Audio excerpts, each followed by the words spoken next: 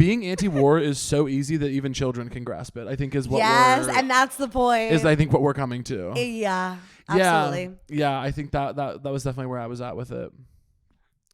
Wait, how did we even get here? We were talking about me being anti-war as a child. The Iraq War.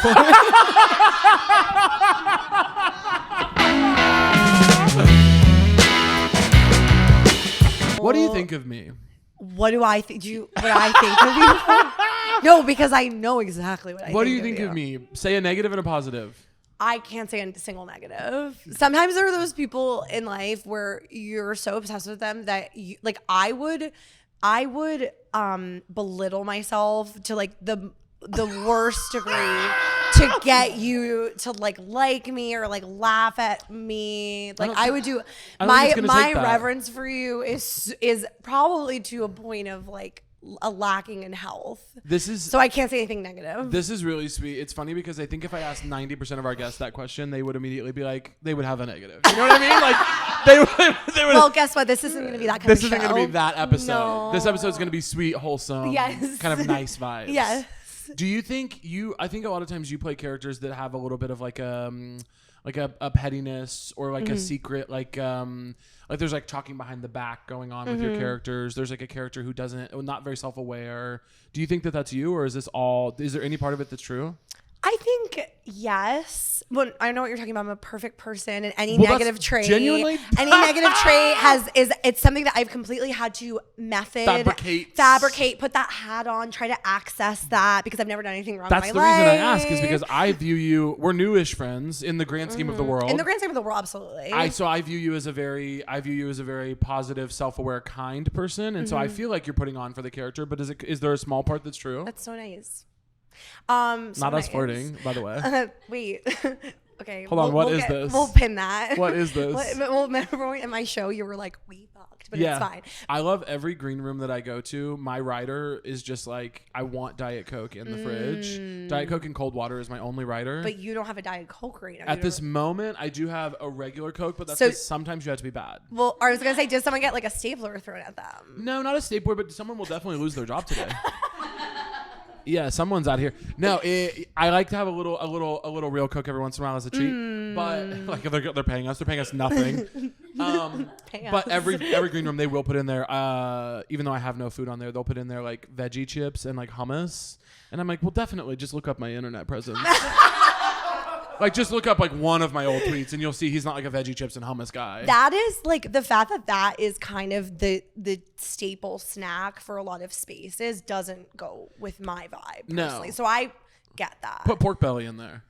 Put a tray of pork belly. Put a sub. Yeah. A sub would be hot. A sub. Chicken nuggets are always going to hit. Okay, I got to say, my nephew is 3. Thank you. And you forget like how great it is to just always have frozen chicken nuggets in the house. Yes. We don't talk about that enough. What is your sauce? If you're picking up a nugget, what are you hoping to dunk in? Ketchup. Really? Because I kind of like because when I eat chicken nuggets, I'm reverting back into being 3. Yeah. Which is like me a lot of the time. You're going back to that place. Yeah, you're going back like, to that emotional space. Yeah. And I'm gonna like I'm a plain Jane with food a lot of the time. So like I'm gonna like if you're giving me a very plain chicken nugget, aka I'm like stealing it from Luke's plate, like I want that to go in ketchup.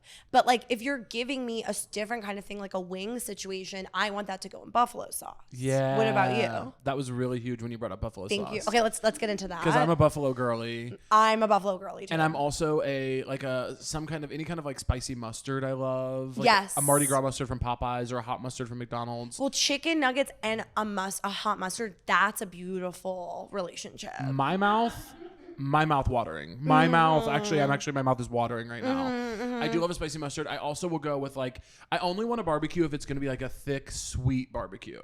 Like a barbecue sauce needs to be sweet to me. Well, I'm like afraid to tell you that I'm not a barbecue sauce girl. Okay, because like I feel like the Southerns, right? Like that's a thing. Yeah, the Southerns. The Southern stuff. Really hits like a slur, doesn't it? I just feel like the Southerns with kind of like ugh. I don't know what it is. It's like that sweetness. It's just not like the buffalo sauce situation. That is what my palate is going. That. Yeah. My palate is really like, it goes, that. Bunce like, Buffalo. Yeah. You're from Connecticut? Yeah. And you went to Smith, right? I went to Smith College. And you studied theater. I studied theater. Which is one of the most interesting things you can do with your college education. Mm-hmm. Did you love it or did you hate it? I loved it. I mean, I've always been in the theater growing up. I was always taking theater classes, and my mom is a playwright, so always going to the theater. And so it was very, and I was a drama club kid. So drama kid. Were you? No. Really? Oh, right, because you were like, at your show, you were doing a hilarious impression of yourself, which was just absolute, like, I was dying. But I'm like, I don't want me to give Caleb's material away because you have to go see his tour if you want to see it. If you want to see the material, you got to buy a ticket. But I was a student council kid. But you, yes, and so that tracks that you were more, because like you were too smart. You're like, I actually can do other things. I don't need to do theater in high school. For me, I was like, this is all I got. I want to thank you for placing me not being in high school theater on intelligence, but we can actually go ahead and put it in its correct bucket, which is cowardice. That's where that belongs. Okay, I'm gonna really want to unpack that and get into that. Well, I'm happy to. Should we do that now? Let's do it. I didn't want to be outed. I thought that was too gay. I was like, all the theater guys were gay vibes, except for like the one jock who would always be like, we need a straight guy, please. And then the theater teacher would go beg him. Right. Like you felt like it was a little bit of kind of like, it was a little bit of like a spotlight on yourself. It was like, hey, everyone, I'm joining theater, AKA, I'd love to suck dick or something. It was like, so... Yeah, and I just also was like, I'm fine being in the spotlight in very controlled situations in high school, but I was like, I definitely don't need to be like playing with emotion and stuff. I definitely don't need to be like, have a character who's going through a struggle and then play that out. I was just like, let's just... I never did theater. Did you do in college? No. I started doing improv in college, which is obviously far more embarrassing. I also started doing improv in college. Yeah, humiliating. For me, it doesn't have to be your truth. But my truth is humiliating. Well, it's humiliating to talk about, especially because if we're being honest, I thought it was absolutely sick. And I thought...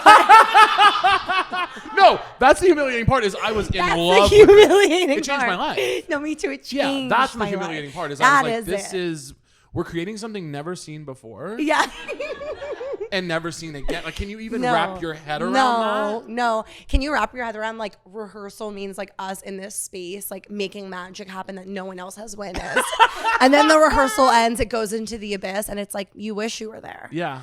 I was a part of, it was called Smith Improv Comedy Org of Smith, Sickos, SIKOS. Shout out Queens. And so it was all, women plus. So it was definitely a very different kind of situation than like or then like if I had gone to a more traditional co-ed school, I don't even think I would have gone. Like, I think I was like the fear thing you were talking about. I think that would have been my thing for comedy in college if I was with like the cis men. Yeah, you know what I mean? With the boys. Yeah. With the boys. I think the boys, a lot of those teams would have benefited from having you around. Thank you so much. You would have been a credit to a state school. Thank you so much. But you took your time. But I was rusty. You know what I mean? I wasn't like, I don't know. I think I was like, I was always confident on a stage, but I think at the I had no idea what comedy was in that kind of a way, like as an institution, and as like I would have friends. I remember I had this good friend Emma who was like, she did it in high school and she knew the who's who and listened to all the podcasts and knew about all the up and coming da-da-da. And it wasn't even really a world I understood so much. And so I think college was the beginning of that. But I felt that I was more of just kind of like, I was just trying to perform, like just as a theater girl, which I think in a funny way, I'm like, let's like really go full circle here and get really deep. I think this is now what I'm about to say is really not that deep. So you're like, let's plunge in. I liked theater.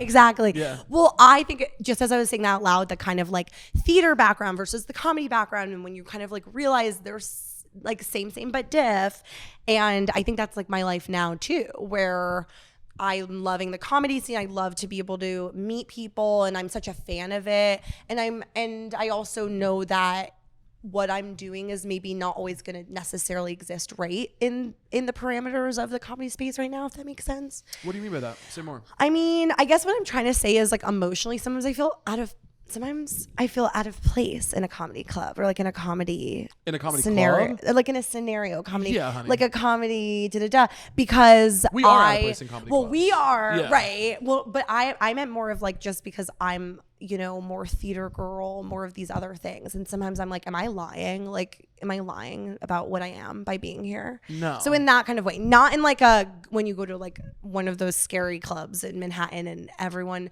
says crazy have you ever like gone to a comedy cellar or something like that and like they say the R word? Yeah. One time when I was they're saying, hey, and guess what? They're saying other words as well.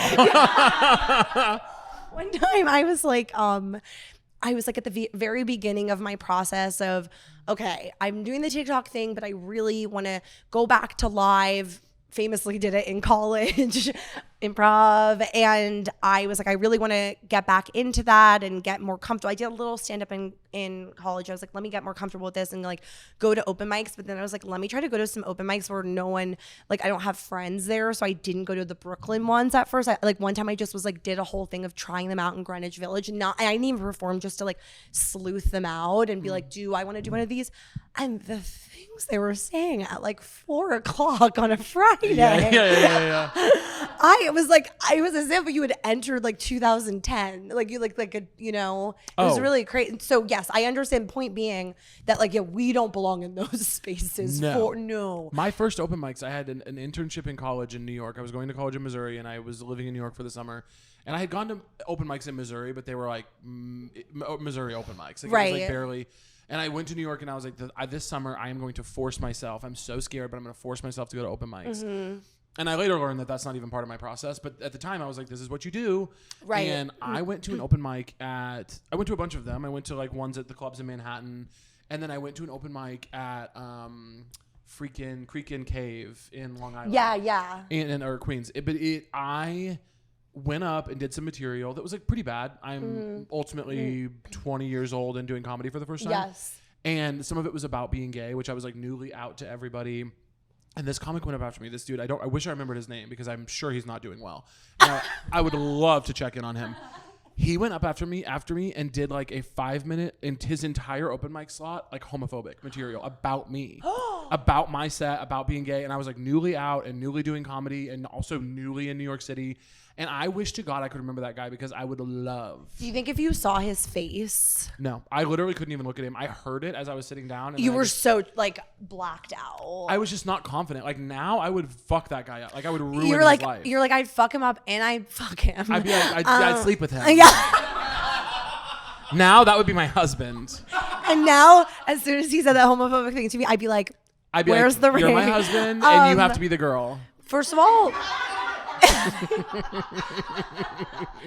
Sorry, that's a punishment. First of you all, have to be the girl. That's horrific. Yeah, it was crazy. Second of all, it sounds to kind of like he was stealing your set. Yeah, for sure. He gets up there. He was like, oh, I have nothing to say and that set was good. So let me just take his set and kind of tell it through a kind of like a homophobic lens. Yeah, a sort of reimagining. Yeah, a retelling of Caleb's set, but with a twist. Crazy. It was absolutely crazy. No, that's so traumatic and also so crazy to hear you say the words like when I was so scared of comedy. Because and of course, like I understand that everyone has that journey, but it's just crazy to imagine because you're so comfortable on a stage. And I know that's what comes with practice, but you're like so comfortable on a stage. I think I wasn't, thank you. I really am. I feel probably most comfortable on stage. Yeah. But I think probably I didn't feel that way until I started doing comedy rarely, but in some form when I was like 18 or 19. Mm-hmm. And I think I probably didn't feel truly comfortable on stage, not scared of shows,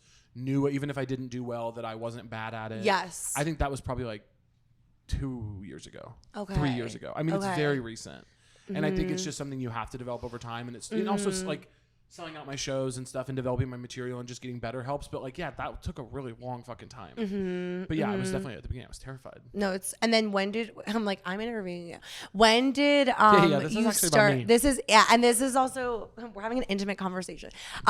When did you start acting? I wanted to act, but I just felt like I didn't know how to get into it. And in college, even I wanted to try starting acting. A lot of my friends were acting majors. Chance, who produces the show, was in the acting program, and I. College friends. Yeah, well, we're college classmates. Yeah. Classmates. Okay.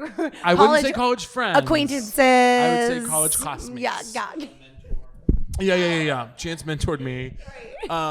No, but I wanted to do acting, but I just was like, I don't want to get a degree, Chance earplugs, I don't want to get a degree this useless in case this doesn't all work out. Yeah. So, because my family is too poor, I have no safety net. So I was like, I got to get something practical. But I was very jealous of my friends who were doing acting and like theater. I feel like the jealousy and that like inner voice is always the thing telling you what you really want to do. I was so jealous of people who were making content. Yeah.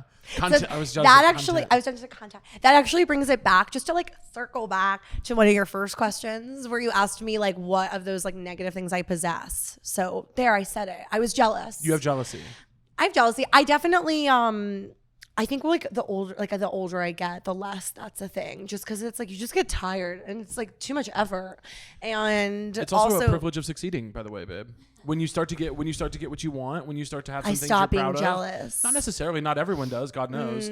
But I think there's a version of healthily succeeding where you can go, what am I worried about? I have what I want. Totally. Things are going fine. Totally. Relax. And I think, so basically what you're kind of saying is it's that I have success. It's not that I'm just like such an evolved sort of like person. It's not that I'm just so, you know what I mean? Like I'm able to look at life and just rise above it. It's actually, you're like, no, it's because you have brand deals. No, I'm kidding.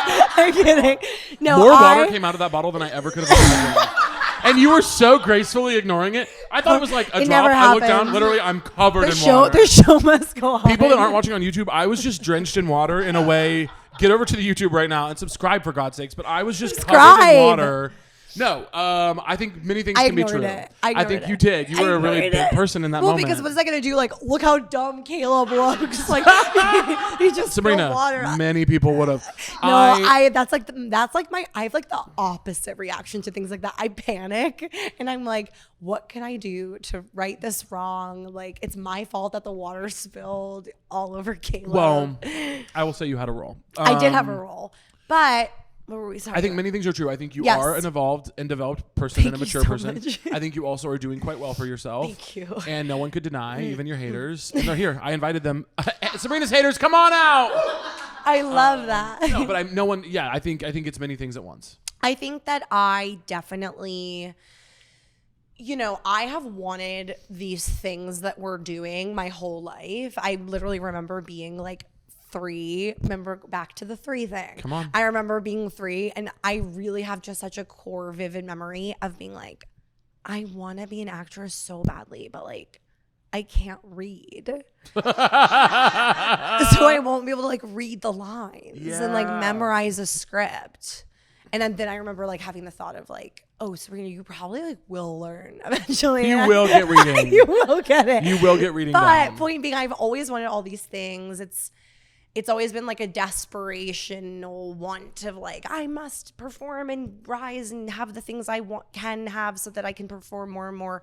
And I think that kind of energy, it's not like it like just started for me being in the industry and being an adult. So there's probably a little fatigue. And also I think that there's a little bit of, I don't want to just create like awesome opportunities that I've been so blessed to have and not kind of like internalize the gratitude for it, because I think especially being a Hollywood assistant, how I started out, seeing people who had so many of those things that I wanted so badly, and I remember I used to think like, if I just had that, I would be so happy. Like, and of course that's never true. That's not how happiness works. But I do feel like I just like still feel like that. Sometimes still feel like that assistant, still feel like that, young girl who just would die if she knew some of the things I have now. So I just try to I just think it's like if you don't have gratitude, you actually go insane. Totally. It will totally rot your brain. It will rot your brain. Yeah. And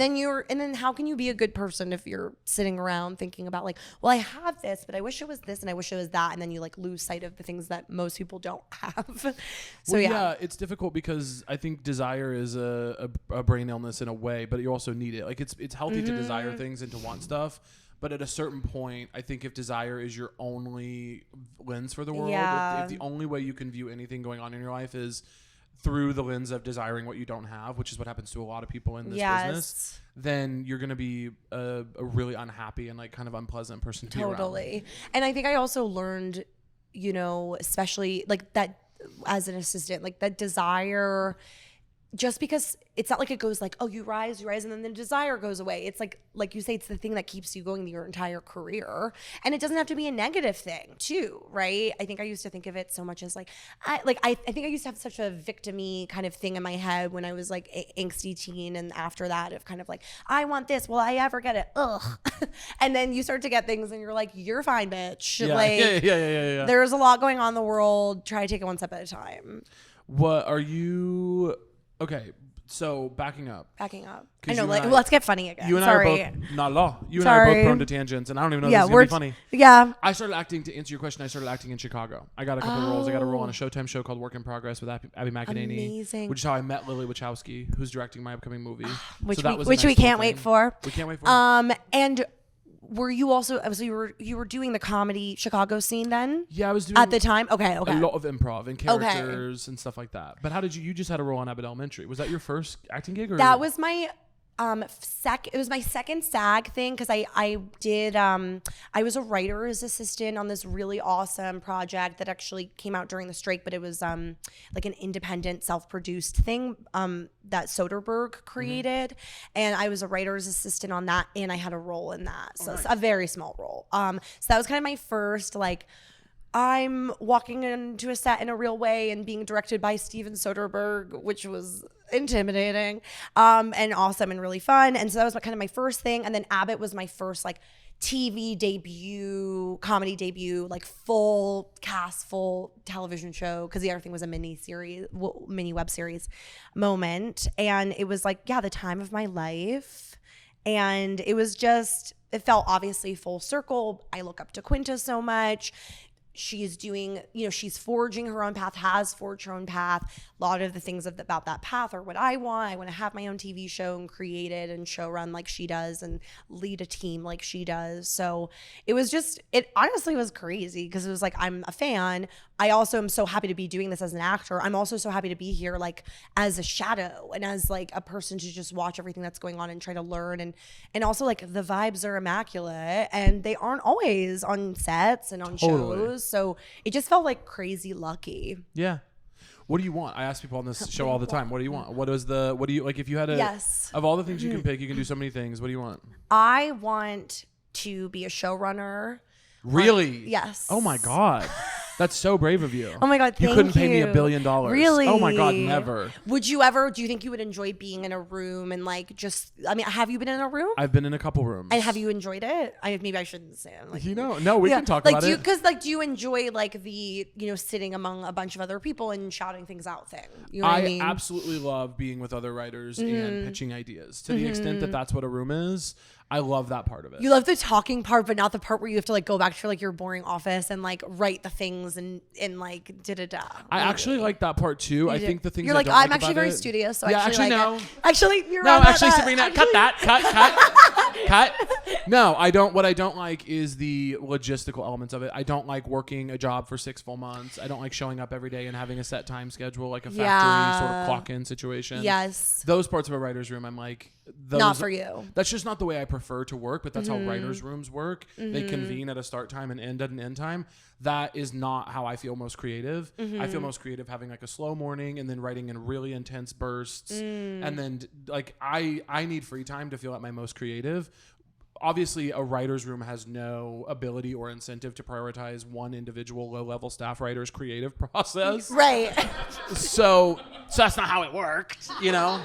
But I enjoyed it a lot. I would like to be in other rooms. I will always be writing on my own projects. But I think the path of just like purely climbing the ladders in the writing world and living my WGA life is not the thing. It's not what I thought it would be, and it's way cooler than I thought it would be in some ways, and way just like the jobs I had before this in some ways. And I think it's just not the thing I want to do only. And also maybe there's a part of you too that's like, there's such a motivation in writing to perform, you know, like writing the screenplay you wrote with Lily, you know, for Lily to direct. Like, I need to be performing. And then you're like, in your head, you're going, okay, like I know I'm at a desk right now, but eventually this script is going to bring me somewhere physically. Yeah. Someday I'm going to get to say this out loud. And that is definitely what it is for me. And which maybe too, also means like I think that what that often means is like that you're a performer first. Do you think that you're a performer first? Because I could not like just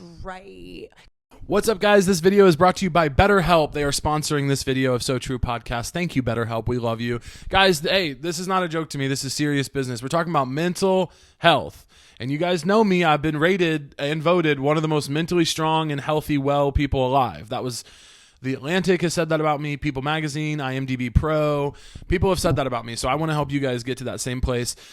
BetterHelp connects you with a licensed therapist who is trained to listen and give you helpful, unbiased advice, okay? Now, what's the worst kind of advice? Unhelpful and biased. And so BetterHelp does the opposite of that, thank God. First, you go to their site. You can use my link, betterhelp.com/sotrue. You just answer a few questions, and BetterHelp will match you to a professional who has years of experience helping people with struggles just like yours. You can do it all from your phone or computer via phone call, video chat, or messaging, however you feel most comfortable. It's the easiest possible way to start talking to a therapist.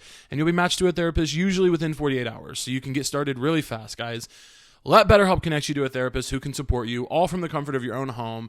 Visit betterhelp.com/sotrue. Again, that's betterhelp.com/sotrue. And y'all, let's be well. Okay, let's just be well. That's my one little request, please. Thank you. I think what you're saying about, you know, I think you're a performer first, personally. I mean, like, look at, also, like, when you were, sorry, I'm tangent, but when you were doing stand-up, you have so many, like, voices and so many, like, physical things I didn't know about. And to me, it's true, like, like, when you were doing that, but, like, seriously, though, that's so true. It's so true. Yeah. But those are such performery things, and I just think it's interesting how I think a lot of people can, like I love to write, but I love to write to make something. You know, I love to write, and I also like love to write, but I'm not so like particular and like, oh, I need to express my entire full self into the script, where if I'm working on something with someone else, I'm like, can you like run away with that scene, come back, I'll like zhuzh it to my way. And so I think that's part of why I want to be a showrunner too, because I think that's a huge part of what they do, is the taking all the pieces of a team of people and putting it together and putting your stamp on it. I literally feel like that's what I do when I'm doing my TikToks, because I always have like my little writer's room of my friends where I'm like, and it's like my friend who's like a nurse or like a social worker, and they're like, maybe I'm like, no, say it, and they're like, well, I was just saying like something that I feel like people do sometimes, like they'll like talk about their mom a lot, and I'm like, that's genius, and then it always is, because like people. Your friend who's a social worker has to stop pitching because they have only like negative stuff to say. No, totally. Like when someone neglects their kids and you have to take the kids. Exactly. Yeah. And it brings that interesting like a little texture. Yeah. But anyways, I want to be your showrunner. We were saying what do I want, and do I feel like I'm performer first? I know I'm tangent, but I do keep track of where we're going. Yeah. So I just want you to know that. I have full confidence that there's a roadmap in there, and I'll tell you something else I'm tracking about the conversation. Tell me. And I'll be putting it into it soon. Yeah. That's you are gonna do everything I'm learning just in this short interview. You're gonna do everything in your power to try and make this episode about me. And honey, like it or not, it's about you. Okay. You can't help yourself. Literally, I'm watching you're getting into an answer and then being like, but wait. What about you? And I'm like, no, Sabrina, this is about you, baby. No, you're too generous. That was crazy of me. And you know what? I'm so sorry. No, I'm just not going to let you be selfless on here, babe. Today's about Sabrina Brier. Okay. Ultimately, this show is about the guest, not about me. Oh my God. Believe it. But I'm so obsessed with you. Okay. I believe that I am also performer first. Just because, I think there's just like that. I think TikTok for me was, I was writing scripts, and I also have room experience, not as a staff writer, as an assistant. So that's kind of the difference between us. So I was kind of getting you coffee. You know what I mean? I wouldn't have seen you. Yeah, I would not have seen you. No. You would not have registered to me. No. I would have pursued the shit out I'm of notoriously bad to support staff. Really? What do you really do? Negative. You say Diet Coke in the fridge. I belittle them. Yeah, I belittle them. I shout. I say, you're ugly. Get out of here. Oh, that's so you. All kinds of stuff that I do to them. So you. Ask any of the assistants on any show I've worked on. I am bad to them. You're bad. It's my calling card. I love that. It's on your trailer. Yeah. Bad to assistants. He's gonna treat the assistants like shit. Yeah. But so, but yeah, I think that when we're talking about jealousy too, I'm so sorry that I keep talking about 8 million things and I have to thread everything together. No, I love it. Okay. So I feel like the jealousy thing, going back to the jealousy thing we were talking about, which I don't have a jealous bone in my body anymore because I have risen, but I'm wearing white. But I think it was definitely, I actually think, I was looking through old texts and I found the text to my sister where I said in quarantine, where I was like, I think I really should just like try this content thing. like before I made anything. Yeah. And like, it was so interesting kind of read my honest thoughts about it to my sister and my kind of see the anxiety and also just with the irony of having no idea how like, what if I had not like those texts of me being like, I think I want to do this. And all of that really was coming from like the jealousy, like you were saying about people in college, like the jealousy of other people who were doing it. And I think sometimes, you have to like listen to that thing in yourself. Like sometimes that thing in yourself is, well, if I'm jealous for no reason of someone who I shouldn't be jealous of because they're just doing their thing, because they're doing a thing, maybe I want to do that thing. Or, same with like, maybe it doesn't do it for you to just like my mom's a writer and it's like she would have so much fun just like even if it's just like whatever it is, like just staying up all night like I'm not like that. I'm like, I hate this and like I have a deadline and I need to get this thing done, but I'm able to do that and I'm gonna be able to do it and put it all together because it's for like a greater purpose of a project that where I get to perform or where I get to do this or that. And I think it's like those little things that teach us what we like really are primarily, and it doesn't mean we shouldn't do the things because like that's a part of work is sometimes not doing the thing that you're obsessed with. But yeah, I think and I also do think a lot of times too, like you encounter other artists, other people, or like when I have people come up to me who are younger and are asking advice, I always say it's like, I think the number one thing is like, what do you actually want to do? Because just like what you said in college, it's like, it's not easy to just say that, to like say the thing you actually want to do. I called myself a writer for like the longest time when I first graduated college and was assisting and doing all that stuff because I was just so intimidated to call myself an actress, especially as someone who like why do I get to call myself an actress? I don't have credits.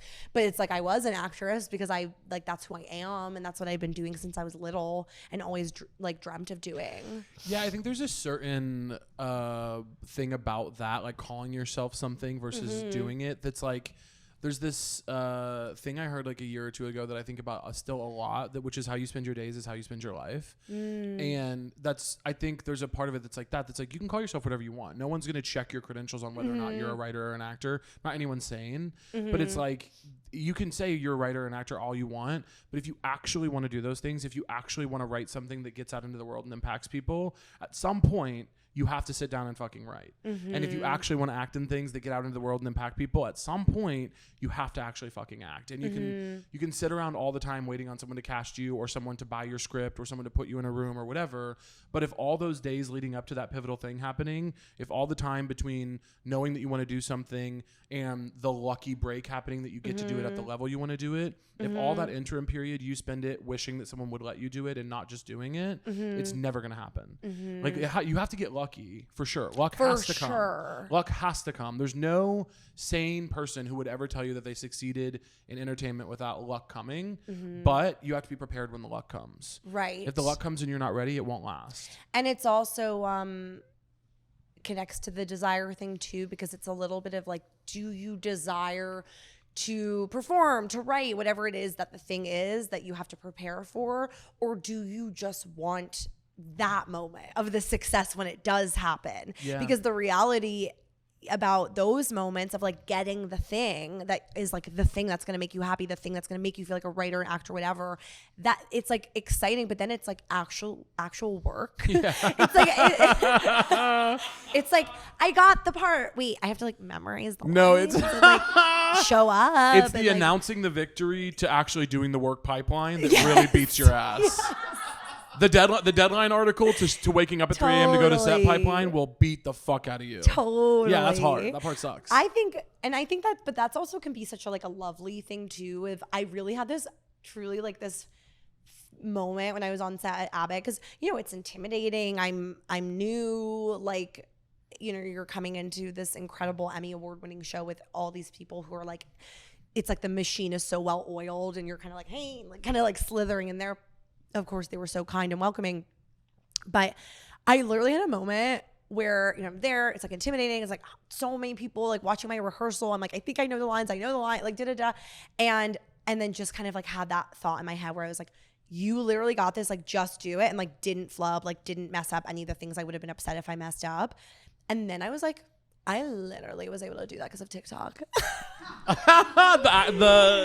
Which part? Pressure. The pressure of the it. pressure, the like rising to the occasion of the pressure, because like so much of sometimes I will make a video and to me the stakes feel really high, because if I'm at a dinner and I have like two good friends at the dinner and there's like third girl who like maybe I don't know as well, I'm already feeling self-conscious because I'm like, now this girl's gonna think I used my friends for content, which I do.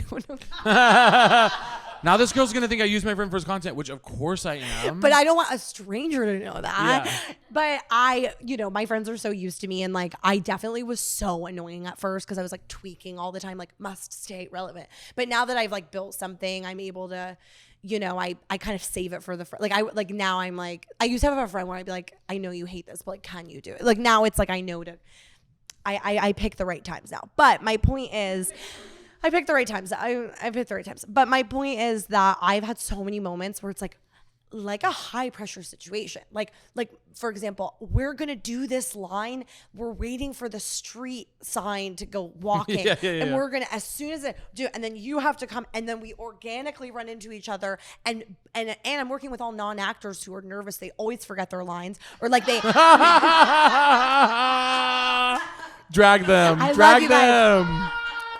And I love working with non-actors because I think they always bring something really interesting to it. And also they're incredible. Like my roommate is an ICU nurse. She's a cardiovascular ICU nurse. My oldest friend. We know each other since we were 3. I'm so sorry you live as someone non-industry. Oh yeah, that's tragic. It was very much a choice. Yeah. And I actually could have lived alone, but I chose to live with a nurse. Yeah. Actually. But no, she like has genius notes. She has become like, she is so the opposite of a performer. So she's got like this total monotone thing about her, but that monotone has become like the perfect voice. And like people are always like, wait, who's that voice? And I'm like, you guys are all talking about Alice. Yeah. She is goated and like whatever. But anyways, point being, she can't talk right now. She's stitching someone up. She's saving lives. But I was saying that when I was at Abbott, I had such a moment of like TikTok literally prepared me for this, because that feeling of like, you know, I think I know the lines. I can't forget them is a very TikTok feeling for me, because you can't forget them because you have to do it right this second, because if you mess it up, this whole domino effect of like your friend will mess up and then they'll lose their confidence and you won't be able to like capture the thing you're trying to capture.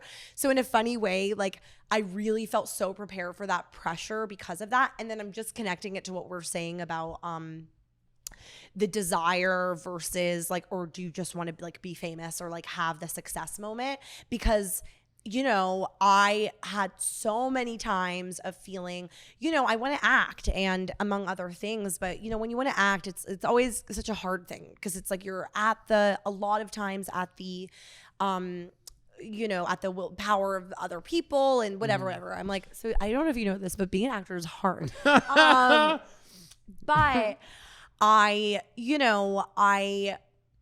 have definitely had a lot of those internal frustration moments over the years making content of like, I wish I was doing this, but like up there and like in this different way. And maybe the fact that I wish I was up here like on a screen and I'm on this little screen, maybe that means that I'm not as, what I'm doing isn't as important, or I'm not as much of an artist, or it's not as much legitimate. But then ironically, it's like getting onto that set. It's like, you're like, there's no difference, queen. Like, you know, at performing is performing. So I think it connects too to what you were saying about like the desire, because it's like, if you love the thing, it shouldn't matter what the budget of the production. I mean, of course it matters. Yeah. It's nice to have the stuff. It's nice to have, you know, to make money on a real job and like we all want to move up in the world, of course. But it's like, you have to, you know, I think about when I made a web series when I was first out of college, and like, I think about that experience being on camera, and I directed it and I wrote it. And, you know, I'm working on a big project right now where I'm like, I keep thinking about that. And I'm like, yes, of course, I'm better now. I know what I'm doing now. Like 8 million things where I'm just more evolved and happy to be where I'm at now and not where I was at then. But as an artist, it's still making a thing and having a vision and putting something together and being excited when you do that. And I think it's just so easy to lose that, you know? I think also if you don't like what you're doing, you should stop. That's another thing that people won't do. Which people don't do. People just keep doing it. I didn't like making internet content. I didn't feel inspired by it, and I stopped. You know what I mean? It's like, you can just quit. You can just go do something else. You don't actually have to do the things you don't like doing, but people insist on continuing down a path because they're already there, and it's like, just quit. 100%. I have people do have this where sometimes, because I know that you're not making that kind of content, but you're still like content plus, like with like the clips and stuff. Yeah. Do you ever have people who I feel like sometimes when you do make content, sometimes like you meet other artists, people, and they're like, I don't know, like, I guess I should make content, like, should I? And it's kind of like, you shouldn't do something if it's not like speaking to, because it's not gonna be good. Well, it won't be good. So if you're gonna do it, commit. But then the other thing is like, I don't know, what are you trying to do, and what do you see working? And like what it's like when people ask me that, I'm like, I don't know, make a list of everybody who has what you want and look at you and them. And if they all succeeded 30 plus years ago, then the difference maker might be that you do need to make content. Like, it is part of the ecosystem now. So like, it's all individual, but it's like when people ask me, should I do that? I'm like, what do you want? What do you want? Like, I don't know. Where are you trying to go? And if you want to, like, it's just part of it now. If you want to sell out venues, even as a stand-up, it's like, you better have something to put on the internet. What is your big want? What do I actually want? Here she goes again. Well, I know, but it's like such a big question. I had to turn it back around. No, of course. My big want. Full circle it. I want to, right now, I think in the future, I don't know. I want to do so many things. Like, eventually, it all depends on like how much money I make and where I get in my career. If I had all the money in the world, someday I'd love to have a record label. Someday I would love to, I'm already starting to direct. I'd love to produce. I would love to open a venue in Kansas City. But right now, the tangible things that I actually have some kind of control over, I want to film my hour and sell it somewhere, which I think we're hopefully pretty close to doing. And I want to make this movie about my dad with Lily. That's like, we're out to cast right now, trying to get it financed and stuff. And I have a show that I sold to Netflix with my friend Katie Delaney, who's a genius. Do you know Katie? No. She's so funny. Not the Holmes one. This is a different one? Different one. Okay. You're like, this is a different project. This is a different project. I don't know. So it can't keep up. Which project did I say? But I would love to know her. Yeah, she's wonderful. She wrote for Rick and Morty for a long time. Okay, amazing. She's a genius. But yeah, I would like to get that made. It's an animated show that would be really fun to kind of make in the background while I do other stuff as well. But yeah, I just want to make stuff. I want to put stuff into the world. You want to have the opportunity to make the things that, like, okay, like now I'm feeling like for the next few years, I want to make this, and I want to have the opportunity to make that thing. Yeah, and I want to learn more stuff all the time. I don't want to be doing one thing. That was, I think, one of the things that really turned me off about corporate life was like, you learn a couple of skills, at least in the path I was on. Like, you learn a couple of skills like fucking Excel and making decks and presenting, and then it's like, there you are. And I'm like, I want to do stuff that is so scary and different and weird. I want to move into like, I want to make money so that I can risk it. Like, I want to invest in stuff. I want to like try my own big ideas. Yeah, I just want to do all kinds of things. A record label would be a dream because I love music. Yeah, you're like, so you're friends with all the pop stars. Dua Lipa, come out, girl.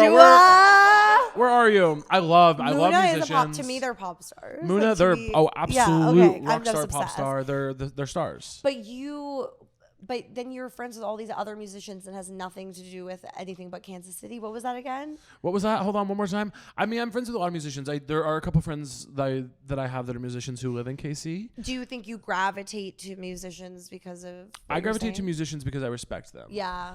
And I don't gravitate towards comedians because I don't. No, but I actually do think on that topic of like music, whatever, I think there's something so special about being able to connect to like a piece of work that where you're like, I could not have done this. Like, you know, it's like it takes you out of it completely. I find myself, I will often like look at certain like female artists who I really admire, and I feel like I kind of steal pages from their books of like how they've run their careers, even though it's like I went to like an Olivia Rodrigo concert with my lover. She's amazing. I'm obsessed with her with my friend. It was all 12-year-olds and us.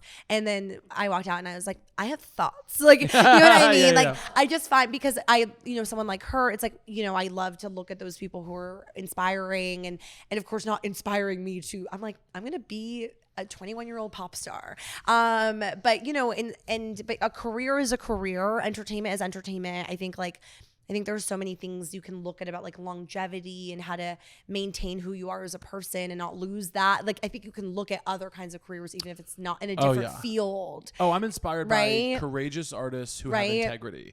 I think about all different kinds of artists who have risked a lot of money or a lot of career advancement to do the right thing. And there are so many people, even I've had a very short career so far. Like it's been a couple of years that I feel like I've been a professional comedian, and there have already been like 5 times where I've had these huge existential questions about, am I going to do the right thing or get ahead in my career? And it comes up so much, especially in this work. And I respect artists who, like the Chicks are my favorite band because of their stance on the Iraq War and how they really stood by that. Natalie Maines was just like, no, this is what I think. And I think, I just respect any artist in any field who is able to like balance this mixture of creating things because it makes your soul feel good, but also existing in a system that requires commerce to be a part of the equation. Totally. Doing that with integrity is so hard. Totally. And I love that.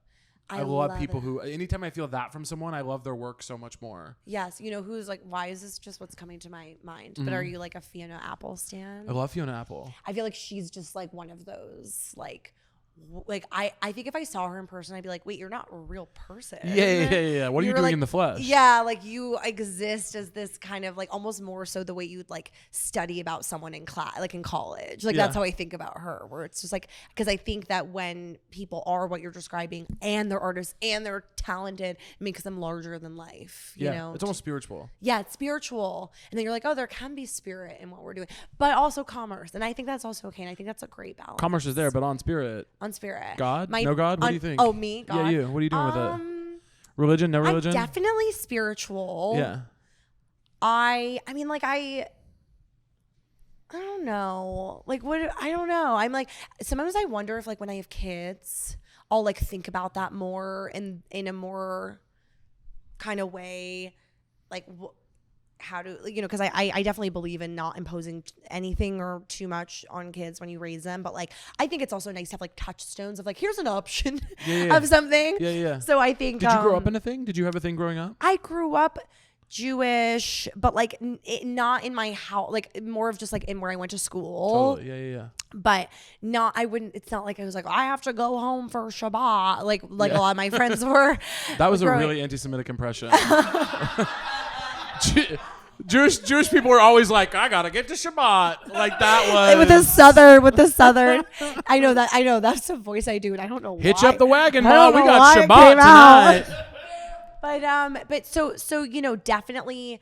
But that being said, I think there's such a nice thing about I think like when any upbringing is kind of touched with some sort of cultural thing, then you kind of like automatically embed that into like the nostalgia of growing up. So I think that's a nice thing to have access to. I also another option I have for my children is I will be sending them to my summer camp, which is Quaker. Yes. So maybe they'll just be Quakers. Do you know any Quakers? I don't know any Quakers, I don't think. They're cool. I'll rock with them. They're so cool because the way that I like plug Quakerism and like talk to people about Quakerism, and they're like, what do you know about it? I'm like, and I can name like 3 things, but because I went to a Quaker camp and as a camper and a counselor, and what we would do, and then what they still do is they have meeting for worship, which is how Quakers worship. Get down. I wanted to say something like get down. I wanted to say something like that,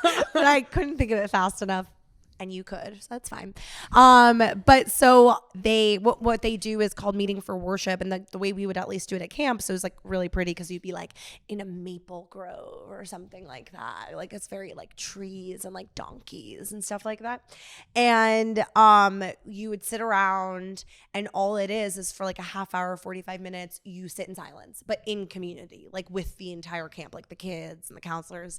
And the idea is that God, or like, you know, is speaking to you, and then like if you feel compelled, you'll like stand up and share, but like you don't have to. And sometimes there'd be like some like funny kid, it was like 7 and like standing up and like sharing something about like the stars or something. I would like, what is this camp? If I was in the circle, there wouldn't be much silence. I'd be standing up and sharing. Yeah, like if you were like 10 and you went to the summer camp. I have a thought. You think I thought about God. Let's talk. And it's also too a little bit like, I remember being a counselor. It's like if someone would say, it's a little bit like because it's not like it happens every time. Yeah. But I think that's such a cool kind of almost like a new, because the Quakers are super cool. You know, they were like down with the Native Americans. They were like slavery, not into that. Like they were always cool. They were always chill with everyone. Yeah. And also it's like, you know, it's not it feels almost like, it's almost like a religion. I'm trying to think. It's like just like a filter. That's what I'm trying to think of. Like on Instagram, when you have like the normal filter or like the Paris filter. It's Quakerism is an Instagram filter. It's like an Instagram filter. It's just you just do one thing and it's just a light touch. I feel like that's what Quakerism is. Filter. It's like a light religion. Quaker is the Paris filter. It just smooths the skin. It smooths the skin. It gets you feeling spiritual, just but it's not too much. Weeds out pro-slavery ideation. Yeah. You just swipe that on out of there. Yeah, I love that idea. But so yeah, also larger point being like, will I like indoctrinate my children into a religion? No. Will I indoctrinate my children to my summer camp? Yes. Yes, absolutely. Yes. You're like you guys will be actors at Quaker camp. Yeah. Oh yeah, at Quaker camp. Yeah, I'm like, you guys are gonna do the dance show like I did at Quaker camp. I know you did, and I know you gave them hell at the talent show. I was the director. Absolutely, absolutely. And I was so because I was like, I don't care that they're 8, 9, 10, 11, 12. We're putting on a show. Yeah, you better learn these fucking steps. Exactly. I love that. Exactly. You get moved in the circle. You're like, I have something to say. We're not worshiping God with our dance moves.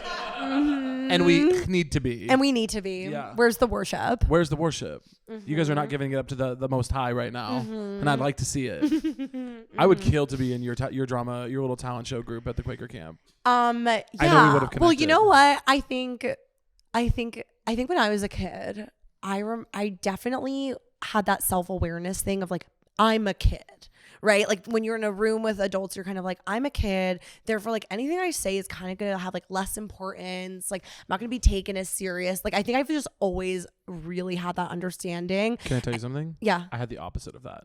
You're like, I'm fucking smarter than as these kid, bitches. As a kid in the room with adults, I was like, these people need to listen up.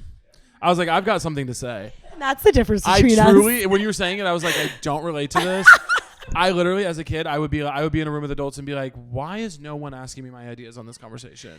You're like, we're talking about the war. Yeah, no, truly. I have thoughts. I'm 7. Truly. I vividly remember talking about the Iraq war with adults, and I was. What do you think you said? I'm literally sorry to say this is going to sound so fake, but I was anti. And I don't know what to tell you guys, but I was against the Iraq war when I was 7. But were you like surrounded by people who were gung ho about it? So you were really a contrarian, or like what kinds of things were you saying? I have a very vivid memory of being at the lake, which is where we spent like all summer. We would go to the lake, and you'd pick one. We would go. We love the lake, and we would go to the lake, and all I could tell was that I didn't have an affinity for men as a child. Obviously, I wasn't vibing with men a lot. All the men, I was kind of like, you guys should be shutting up, and actually the women should be chatting. And I felt that on a spiritual level. And then this one guy that was friends with my mom's friend, it was her best friend, and she would bring him to everything. And was talking about George Bush because we had done like a mock election at school, and I was like, I voted for John Kerry. I think that was that election. Yeah. And he was like, waiting to see if the water spills all over me. Yeah, I was like, what happened to her? No, because you did it with Grace. And I was like, I voted for John Kerry, and he was like, no one really cares who you voted for in the school election. I was like, well, I don't like Bush, and I didn't actually know that that he was like pro-war or anything. Obviously, I was a child, but I knew that that guy liked Bush, so I didn't. And then he said some really fucked up things about Middle Eastern people, and then I was like, oh, that I'm very anti us being over there. I immediately got a picture. I was like, we should. If this guy wants us over there, we should not be over there. I'm going opposite. Yeah, I was like, whatever. He could literally be like, I love ice cream and chicken tenders, and I would have been like, fuck those. You're like, things. those are fascist. Yeah, I'd be like, straight up, those are of the devil. Yeah. I didn't like that guy. But it's also like sometimes it's just about vibes. Yeah, it's about vibes. And when you're young, maybe you don't have all of the tools to articulate those things. Yeah. But this is the same. Being anti-war is so easy that even children can grasp it, I think is what and that's the point. Is I think what we're coming to. Yeah, absolutely. Yeah, I think that was definitely where I was at with it. Wait, how did we even get here? We were talking about me being anti-war as a child. The Iraq War.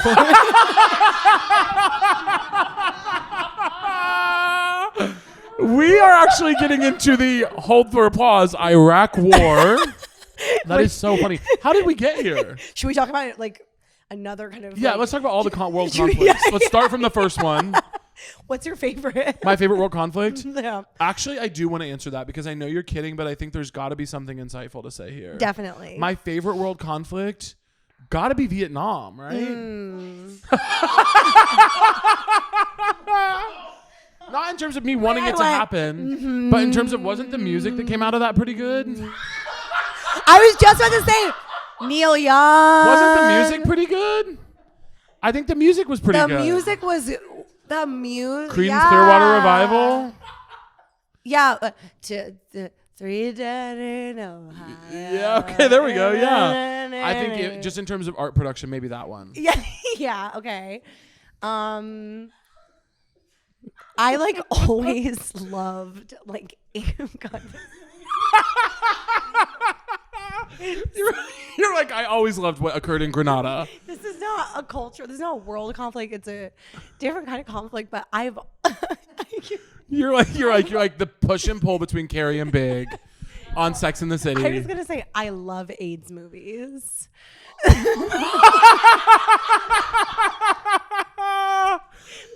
Sabrina, this has been so much fun, girl. No, you know what's crazy is I actually know exactly what you mean, and I feel the same. It's a genre. I feel the same. Normal horror, Angels in America. Yes. I don't mean just movies, just all because it's a genre. You're a true lover of gay men, and that's how, because AIDS movies will really pull on your heartstrings. But I'm really with you. They really do. Also, like when I was growing up, like I used to. Like this is my thing of like the knowing that people like not understanding things, but like having it right here, like how you with Iraq War. My thing of that is you're on the playground being like, I'm an AIDS nurse. Who wants to be my patient? Oh no, you got it. I definitely remember like when people would use like the F slur. Yeah. Because I'm from Connecticut, so there were many slurs going on. Yeah. High school, whatever. And people would use the F slur. You went to Slur High. Yeah. I really. You went to did. SHS. I really did. And I'd say I'd like look at like whatever boy in the like I'd be like, you know what, actually, like my mom's best friend died of AIDS, so that's really not funny, which is true. But like I would like weaponize it. Yeah. But like I kind of thought like maybe probably because. Like I wasn't being cool by not just like laughing. Yeah. But I was like, I'm an ally. I have to say something. I think what you said was actually amazing. Thank you. Thank you. Because it's really intense. No, it's like, I think it definitely. Sorry, Mom. I'm sorry. My mom's definitely gonna be watching this. It's really intense. She's a fan. I know you're a truther, girl. Yeah. No, your mom confirmed Celebrity. No, I think it's really intense. You have to meet that kind of stuff. You have to show them how not lighthearted it is by obviously invoking the AIDS crisis. Yeah. I'm like, let me make them feel like shit. Yeah, like, I think that's beautiful. Because I think I understood at that age that like I think I understood like you don't really know what you're talking like. I understood, like, we're all dumb. Like, we're kids. Like, So actually, like, there was the AIDS crisis. Yeah. But like Rent, I'm a big Rent head. Someone says faggot in class and you're like, picture this. New York City, 1983. Gay men are getting sick and no one knows why. But they really are. I mean, what are the other, like, Philadelphia, right? Philadelphia. Trying to think of, what are the other... Tick, Tick, Boom. Dallas Buyers Club. Tick, Tick, Boom was so good. AIDS movies are a genre. They're I'm going to make an upbeat one, though. They should have, like, Netflix. You know how they have, like, they have Netflix. They've, like, da-da-da. And then, like, it should be, like, AIDS movies. AIDS movies. It should be. This is your version of the Criterion Closet. We're gonna send Sabrina into the AIDS closet. Letterboxd four favorite AIDS movies. Yeah. I'm gonna stop with this bit. We're gonna move on. It's not a bit. It's very real. I'm really with you. I love those movies too. I actually saw a category on Amazon last night. I was looking for a movie, and I saw a category on Amazon Prime that was the category for movies was Spotlight on Mental Health, and I was like, you're like everything. Boring. Like, I just was like, what? Who goes into a movie night going like, let's put a spotlight on mental health? Do you think mental health is kind of like passé? Yeah. Mental health is over, hon. Get over it. I'm like, I think we've addressed it. We've talked about it enough. Well, we've just talked it to death. It's like, do pills or don't. But I think. Well, I think that we've talked about it so much that it's like, okay, we get it. We're all in this. Like it used to be kind of, I feel like for so long people are like, mental health, like people really struggle with it. It's like, I think it sounds like you do. It sounds like we all do. It has also become a thing, I think, with the mental health awareness specifically has become a thing where I think it in some way has allowed people with like low grade ADHD to relate to people with like schizophrenia. Yes. And I'm like, right, so you're actually fine. Like you are, you forgot your keys like once last week. Right. You're actually okay. Right. Like you're not like in danger of yourself. You're going to be all right. It's going to be okay is my point. It's going to be okay. It's a hopeful message that I have. Maybe we need like some new words to kind of like new terms to kind of, it's like mental health and awareness. It's like level 1, level 2, level 3. Maybe you're not having a mental health crisis. Maybe you just had a bad day. Mm-hmm. That might help. You're not having an episode. And That's a Raven. Yeah, a tough afternoon. I have a question for you. Yeah. What's so true to you, Sabrina Brier? What is so true to me is that, and to me, you know what I mean? Like it's so true to me. So It's like, it doesn't have to be universal. Totally. Okay. Hey guys, just really quick. This is just Sabrina. No. So true. You guys might relate to it. Y'all at home, take it or leave it. Yeah. But this is for Sabrina. Right. And I just want to frame it as like, don't think this is something I'm saying that's like relatable. No, like it might be for me. So true for me. In terms of Sabrina, yeah. I just wanted to make sure I had the prompt correct. Yeah, you do. What's so true for me is that I really thought when I turned 13 that I was gonna be a witch. like genuinely? Yeah. Like you were a kid being like, I have witch powers on the way. My name is Sabrina. Yeah. So that'll start it. This is not a joke. I was born on the exact stroke of midnight. Oh. Mm-hmm. What do they do with that? Which day do they count you as? My mom got to pick. That's how exact it was. Whoa. It was like imagine like there's smoke in the delivery room. Like the clock is going you know what I mean? And then like I pop out and it's like midnight, like the bells. Yeah. The bells. And it's like, and did she pick the day prior or the day next? So I was born between August 3rd and August 4th, and she picked August 4th so that she could stay in the hospital a day longer for free. Queen. She said, I don't give a fuck about anything but laying in this bed. Yeah. I love that. Yeah. She was like, here's the tea. It was before. Yeah. I love that. So like my name is Sabrina. I was born on the stroke of midnight. I feel witchy internally. I feel that about you. Thank you. Yeah. And I love witch lore, obviously Sabrina Teenage Witch of all varieties. Yeah. Of all mediums. But and then I remember turning 13 and I was really like looking at the clock and I was like, am I gonna feel different? This is gonna hit me. And then didn't happen. So I thought, okay, Sabrina the Teenage Witch, she didn't like from the movie, the Melissa Joan Hart movie, not to be confused with the series. Right. She didn't turn until she was 16. So then I waited till my 16th birthday. So you're a fully 15-year-old girl thinking next year. So true. Cool. Okay, so fantastic. True. Fantastic. And then didn't happen. And then I thought, I guess I have to be legal. Waited till I was 18. No, now you're 17 and waiting on the witch powers. Yeah. You're like, oh, we're escalating. Yeah. But it would be crazy if you kept going and you're like, yeah, so I turned 30 soon. And when that comes up. Mm-hmm. So what's so true to me, I guess, to kind of just like put a pin on it, like kind of put a bow on it. What's so true to me is like, just because we're adults doesn't mean we can't believe in that shit. I love that. So true. I absolutely love that. So true. I think if you ever get powers, I want to be the first one to know. That's what I'll tell you. I'll tell you. I think about things like this a lot. I'll tell you, but I won't tell everyone. Don't tell tell everyone. I'll tell you. I hope if you get it, you'll cure AIDS or something. 'Cause you really. I know it would fuck up your favorite movie genre, but. That's a crazy conflict. That is. Yeah, what do I do? I said something crazy the other night. Tell me. I said in this vein the other night we were at the house, me and my roommates, Ali and CG, and I was so hungry. I think I hadn't eaten in like 20 hours or something. I was starving, and our food was taking forever to get there. And I said out loud, unprompted, if I had a choice right now between our food being here right now and ending all world suffering, I'm sorry to say I would be eating right now. And that is literally how. Because why is all world suffering your responsibility? And they brought that up. They were like, it's not a fair trade.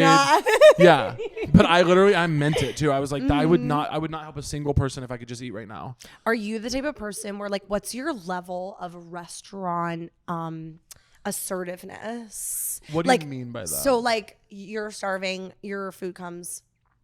There's something really majorly wrong with it. What do you do? Some people would never do a thing. I'll go as far as I can. Like if there's like I said no mushrooms and they put mushrooms, I'll pick around. If there's like I said medium and it's well, I'll eat. But it's there gets to a point where I'm like I will say and I'm way more quick to speak up on someone else's behalf. I'm way quicker to be like your thing was fucked up. I'm gonna say something. But my thing, I'm just not picky enough to really care most of the time.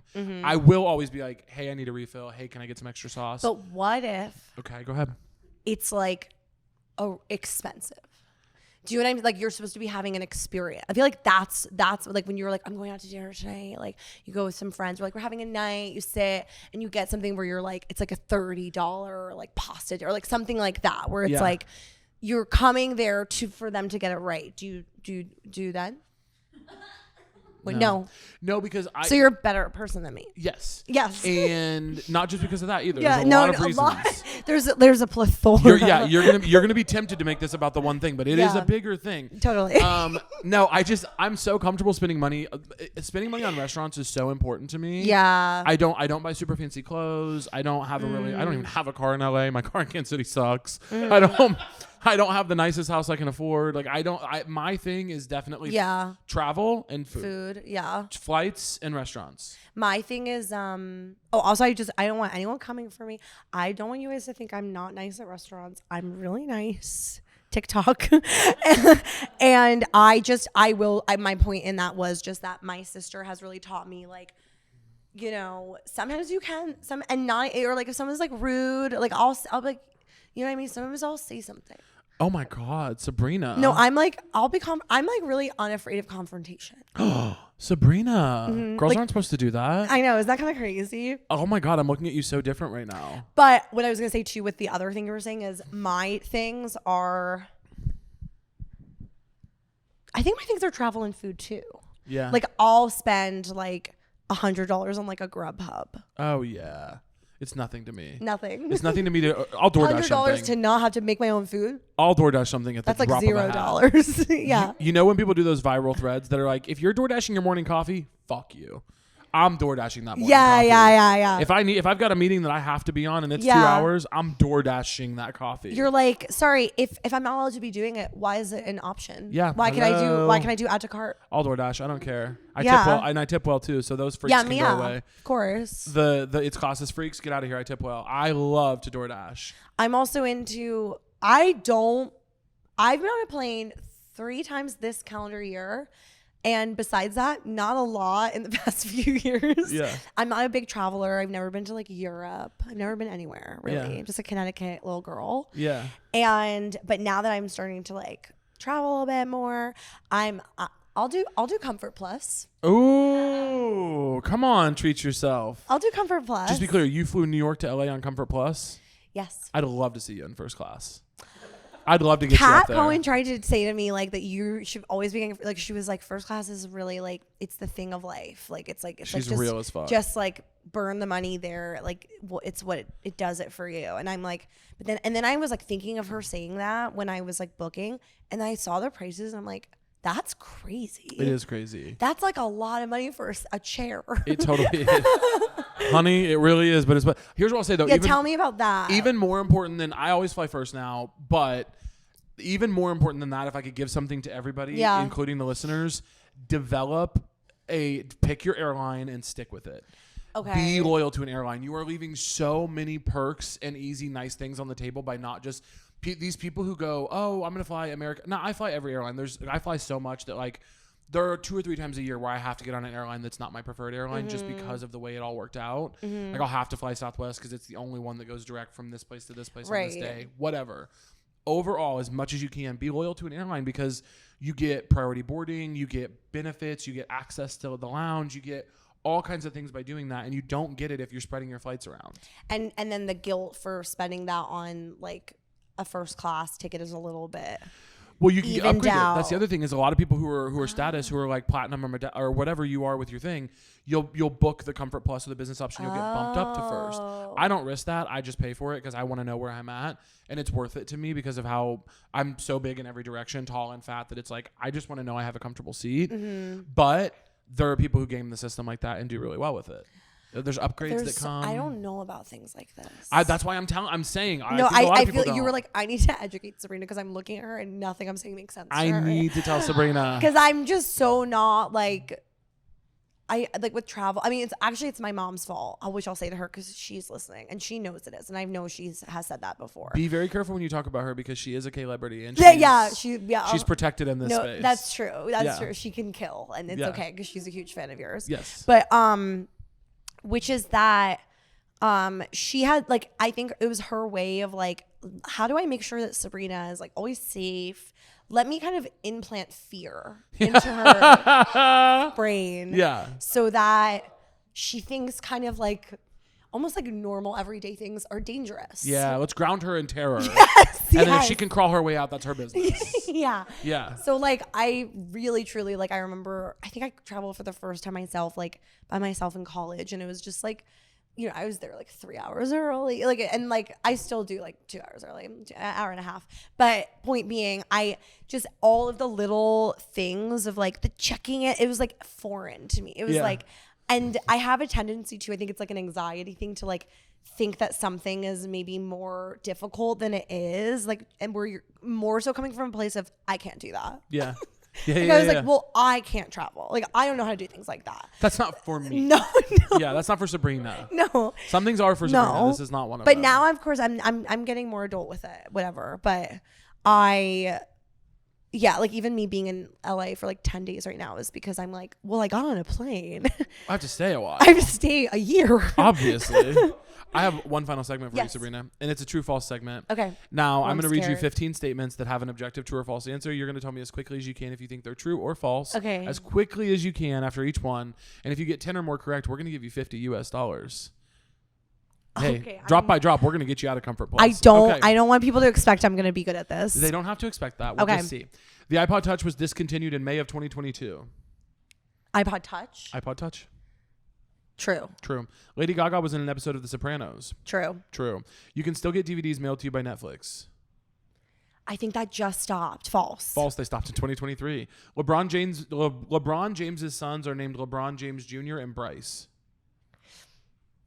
True. Stanford, Connecticut is the home of the WWE corporate headquarters. True. Shakespeare's wife's name was Judi Dench. No. Shakespeare's wife's name was named Judi Dench. I can't understand what's happening here. False. I think it's a typo. We're going to say false, Anne Hathaway, and we're not going to count that for you. Okay. Avocados are vegetables.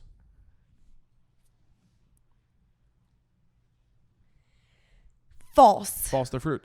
The original Sabrina the Teenage Witch ran for 7 seasons. True. True. Dolphins can hold their breath longer than sloths. False. False. Queen Elizabeth II was a trained mechanic. True. True. How do you say that? Deus Machina is Latin for God from the machine. True. Can't believe I didn't know how to say that. There are over 200 Kit Kat flavors in Japan. True. True. The Nobel Prize was invented in South Africa. False. False. Sweden. Only male mosquitoes drink blood. True. False. Only female. Oh, that hurts so bad to do to you. Leah Michelle owns over 14 grain silos in Indiana. Say it again. Leah Michelle owns over 14 grain silos in Indiana.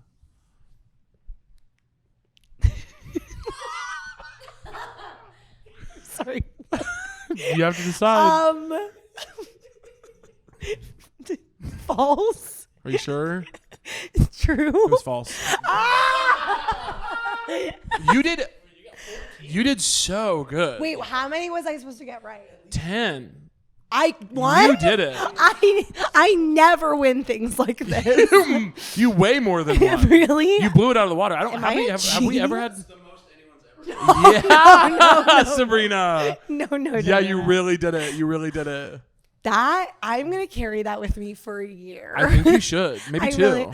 Because I don't do things like that well. That you did it today. But maybe I'm just like more like chronically online and aware than I think I am. Yeah, you know everything about So do Leah I Michelle. get $50? You sure do. What are we gonna spend it on? You're gonna spend it on flights, baby. We're gonna get you or TSA. Do you have TSA pre-check? Yes. Okay, well then that's already taken care of. Thank God. I just got it. Thank God. I just got it, and Thank it was such a God. big deal. Do you want to plug anything to the listeners? There's millions. I just would love to plug that. Follow me on the internet, guys, and love you. And they love you back, and that's clear. Thank you for doing it. I love you, Clay and Caleb. Hey. Love you. Thank you so much. I love you. This was beautiful. This was so beautiful. Can we do this one more time? Yeah.